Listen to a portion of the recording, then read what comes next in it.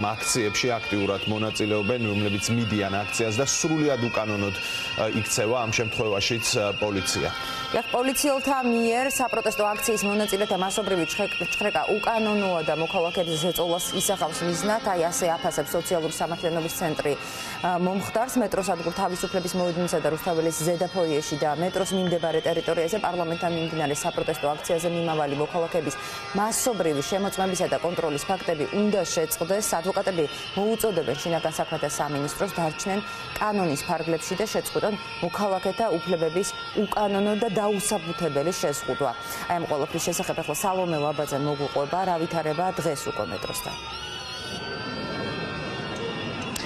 გიერთდებით თავისუფლების მეტროს მიმდებარე ტერიტორიიდან, სადაც ჩვენი დაკვირვებით ბოლო რამდენიმე საათის განმავლობაში წინა დღეებისგან განსხვავებით უკვე აღარ შეინიშნება ეგრეთ წოდებული სამართალდამცველების მობილიზება, რაც ნიშნავს იმას, რომ მოქალაქეებს აღარავინ ჩხრეკს და შესაბამისად ამ ადგილიდან აქციისკენ მიმავალ მოქალაქეებს უკვე შეუძლიათ საქართველოს ეროვნული დროშით თუ ევროკავშირის დროშით თავისუფლად გადაადგილება. თუმცა ასე არ იყო წინა დღეების განმავლობაში, როცა როგორც უკვე აღნიშნეთ, ეგრეთ წოდებული პოლიცია ჩხრეკდა მოქალაქეებს და მათ ჩანთებში ეძებდა პატრიოტულ სიმბოლიკას, ისე როგორც დანაშაულის მტკიცებულებებს. რატომ მოუწია რეჟიმს ამ მიდგომის შეცვლა? ამ კითხვაზე სავარაუდო პასუხი მეტროსთან აი ამ ადამიანების ყოფნა. თქვენ კადრში ხედავთ იურისტებს, რომლებმაც საათებით ადრე დაანონსეს დღეს თავისუფლების მეტროსთან მოსვლა და აქ მოქალაქეების დახმარება იმ შემთხვევაში, თუ მათ შემოწმებას ისევ დააპირებდა ეგრეთ წოდებული პოლიცია. მე შევეცდები გავესაუბრო მარიკა არევაძეს, რომელიც ამავე დროს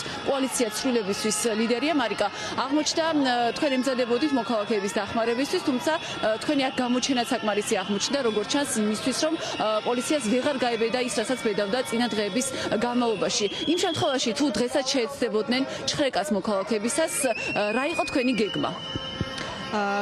მოგესალმებით, პირველ რიგში ძალიან მნიშვნელოვანია ერთობა და ერთიანობა იმისათვის, რომ დაუპირისპირდეთ უკანონობას, რომელსაც ჩვენ ყოველდღიურად ვაწყდებით ბოლო პერიოდის და უკვე დიდი ხნის განმავლობაში პრინციპში განსაკუთრებით მას შემდგომ, რაც გაყალბებული არჩევნების შემდეგ თვითგამოცხადებული ხელისუფლება გვყავს საქართველოში და ამ აქციებზე, ამ პროტესტებზე ვნახეთ არაერთი ძალადობა და ამ ძალადობის მიღმა უკვე დაიწყეს ადამიანების დევნა და დაშინება, ვინაიდან არ ვიდნენ ისინი აქციებზე.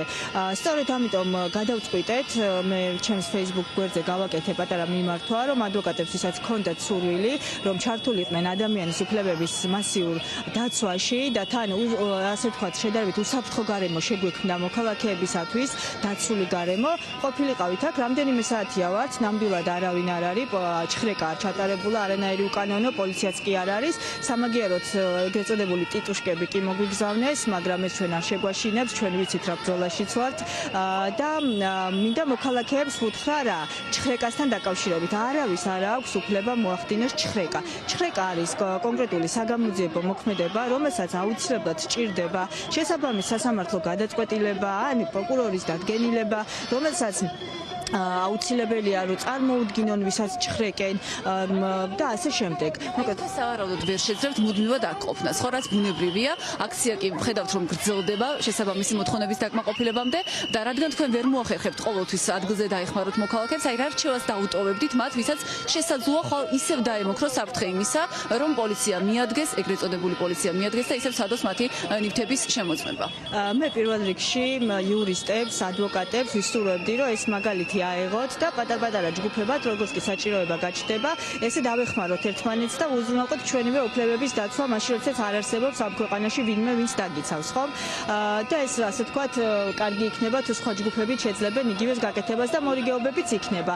თუმცა, რაც შეეხება უშუალოდ რჩევას, ადამიანებმა უნდა იცოდნენ, რომ მათ არ აქვს ჩხრეკის უფლება, ანუ სამართალდამცველებს არ აქვს უსაფუძვლო ჩხრეკის უფლება და აუცილებლად მოახდინონ რეაგირებად, მოგმართონ ჩვენ მიმართონ თუ კი ახლომახლო ნახავენ თუნდაც ტელევიზიას, იმიტომ რომ ჯერ კიდევ უფლებების დარღვევის ფაქტებს ღიად, ასე ვთქვათ, არ ჩადის ეს ხელისუფლება, ეს თვით შერქმეული ხელისუფლება.